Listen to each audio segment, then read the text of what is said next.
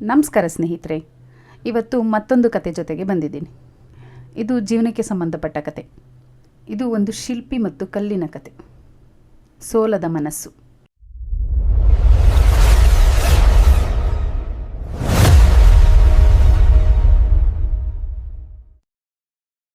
ನಾವು ನಮಗೆ ಜೀವನದಲ್ಲಿ ಕಷ್ಟಗಳು ಬಂದಾಗ ತುಂಬ ಕುಗ್ಗು ಹೋಗ್ತೀವಿ. ನಮಗೆ ನೋವಾದಾಗ ಯಾಕೆ ಎಲ್ಲ ಕಷ್ಟಗಳು ನಮಗೇ ಬರುತ್ತೆ ಅಂತ ಅನ್ಕೋತೀವಿ.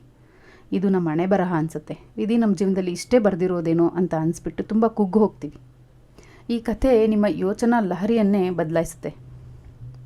ಬನ್ನಿ ಈ ಕತೆ ಏನಂತ ತಿಳ್ಕೊಳ್ಳೋಣ. ಒಬ್ಬ ಪ್ರಖ್ಯಾತ ಶಿಲ್ಪಿ ಇರ್ತಾನೆ. ಅವನು ಒಂದು ಸುಂದರವಾದ ದೇವಸ್ಥಾನಕ್ಕಾಗಿ ದೇವರ ವಿಗ್ರಹಗಳನ್ನು ಕೆತ್ತಲು ಕಾಡಿಗೆ ಹೋಗ್ತಾನೆ. ಅಲ್ಲಿ ಅವನಿಗೆ 2 ದೊಡ್ಡ ಕಲ್ಲುಗಳು ಸಿಗುತ್ತೆ. ಮೊದಲು ಒಂದು ಕಲ್ಲನ್ನು ಆರಿಸ್ಕೊತಾನೆ. ಆ ಕಲ್ಲನ್ನು ತಗೊಂಡು ಕೆತ್ತನೆ ಮಾಡೋಕ್ಕೆ ಶುರು ಮಾಡ್ತಾನೆ. ಆ ಕಲ್ಲಿನ ಮೇಲೆ ಶಿಲ್ಪಿ ತನ್ನ ಸುತ್ತಿಗೆ ಮತ್ತು ಉಳಿ ತೆಗೆದುಕೊಂಡು ಮೊದಲು ಒಂದು ಏಟು ಹಾಕ್ತಾನೆ. ಆಗ ಆ ಕಲ್ಲು ಮಾತಾಡ್ಲಿಕ್ಕೆ ಶುರು ಮಾಡುತ್ತೆ. ಆ ಕಲ್ಲು ಕಿರ್ಚುತ್ತೆ. ನನಗೆ ತುಂಬ ನೋವಾಗ್ತಿದೆ, ದಯವಿಟ್ಟು ನನ್ನನ್ನು ಬಿಟ್ಬಿಡು, ನಾನು ಈ ನೋವನ್ನು ತಡ್ಕೋತಾ ಇಲ್ಲ, ನನಗಿದನ್ನು ಸಹಿಸ್ಕೊಳ್ಳೋಕೆ ಆಗ್ತಾ ಇಲ್ಲ ಅಂತ ಬೇಡ್ಕೊಳ್ಳುತ್ತೆ.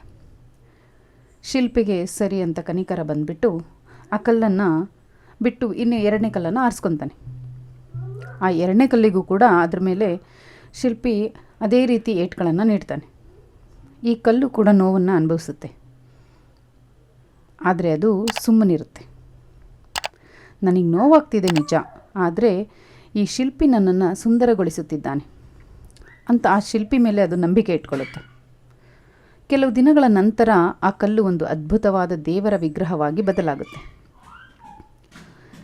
ಒಂದು ದಿನ ದೇವಸ್ಥಾನದ ಉದ್ಘಾಟನೆ ಬರುತ್ತೆ. 2ನೇ ಕಲ್ಲಿನಿಂದ ಮಾಡಿದ ವಿಗ್ರಹವನ್ನು ಗರ್ಭಗುಡಿಯಲ್ಲಿ ಪ್ರತಿಷ್ಠಾಪಿಸಿ ಎಲ್ಲರೂ ಪೂಜೆ ಮಾಡುತ್ತಾರೆ. ಆದರೆ ಮೊದಲನೇ ಕಲ್ಲನ್ನು ದೇವಸ್ಥಾನದ ಹೊರಗೆ ಕಾಯಿ ಒಡೆಯಲು ಇಡುತ್ತಾರೆ. ಪ್ರತಿದಿನ ಸಾವಿರಾರು ಜನರು ಅದರ ಮೇಲೆ ಕಾಯಿ ಒಡೆಯುತ್ತಾರೆ. ಅದಕ್ಕೆ ನಿರಂತರ ನೋವು ಸಿಗುತ್ತದೆ. ಬಂಧುಗಳೇ, ಜೀವನದಲ್ಲೂ ಅಷ್ಟೆ.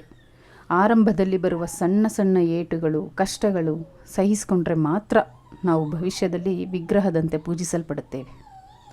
ಕಷ್ಟಕ್ಕೆ ಎದುರಿ ಓಡಿ ಹೋದರೆ ಜೀವನವಿಡೀ ಕಾಯಿ ಒಡೆಸಿಕೊಳ್ಳುವ ಕಲ್ಲಿನಂತಾಗ್ಬಿಡ್ತೀವಿ. ಈ ಕತೆ ನಿಮಗೆ ಏನನ್ನಿಸ್ತು ಅಂತ ಕಮೆಂಟ್ ಮಾಡಿ. ಈ ವಿಡಿಯೋ ನಿಮಗೆ ಇಷ್ಟ ಆದರೆ ಲೈಕ್ ಮಾಡಿ, ಶೇರ್ ಮಾಡಿ, ಸಬ್ಸ್ಕ್ರೈಬ್ ಮಾಡಿ. ಧನ್ಯವಾದಗಳು. ಶುಭವಾಗಲಿ.